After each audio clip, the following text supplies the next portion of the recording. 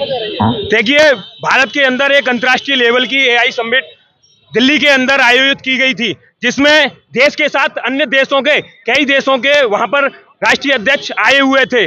वहां पर जिस प्रकार से कांग्रेस पार्टी के नेतृत्व में राहुल गांधी के दिशा निर्देश पर एआई समिट के बीच में भारत देश का अपमान उन कार्यकर्ताओं के द्वारा किया गया था और भारत की संस्कृति अखंडता को चूर-चूर करने का प्रयास किया गया था। उसी का विरोध प्रदर्शन करते हुए आज हमने कांग्रेस पार्टी राहुल गांधी का संयुक्त रूप से पुतला दहन किया गया है कि इस देश के अंदर अब इस तरह की देश विरोधी ताकतों को देश के अंदर पनपने नहीं दिया जाएगा।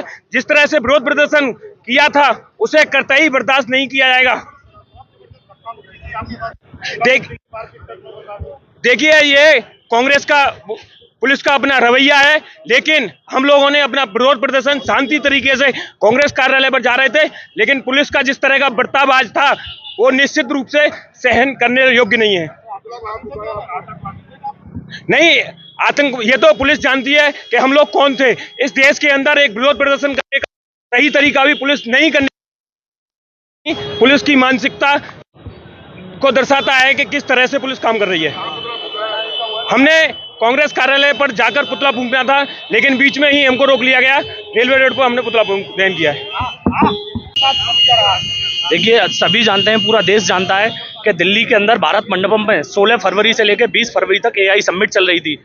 उस एआई समिट के दौरान कांग्रेस के यूथ कार्यकर्ताओं ने जाकर वहां नग्न होकर प्रदर्शन किया। वो पूरी तरह से निंदनीय है, क्योंकि उस पूरी एआई समिट के दौरान लगभग 40 देशों के राष्ट्राध्यक्ष उस एआई समिट में मौजूद थे।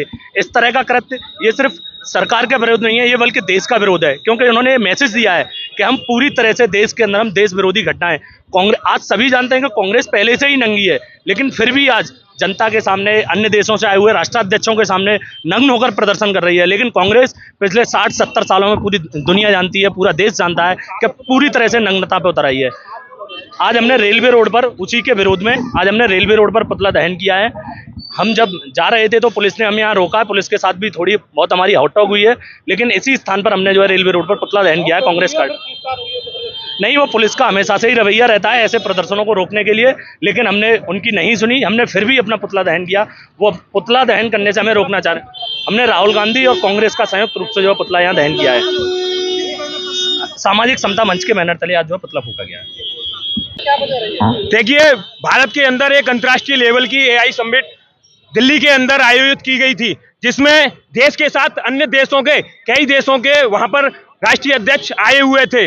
वहां पर जिस प्रकार से कांग्रेस पार्टी के नेतृत्व में राहुल गांधी के दिशा निर्देश पर एआई समिट के बीच में भारत देश का अपमान उन कार्यकर्ताओं के द्वारा किया गया था और भारत की संस्कृति अखंडता को चूर-चूर करने का प्रयास किया गया था। उसी का विरोध प्रदर्शन करते हुए आज हमने कांग्रेस पार्टी राहुल गांधी का संयुक्त रूप से पुतला दहन किया गया है कि इस देश के अंदर अब इस तरह की देश विरोधी ताकतों को देश के अंदर पनपने नहीं दिया जाएगा।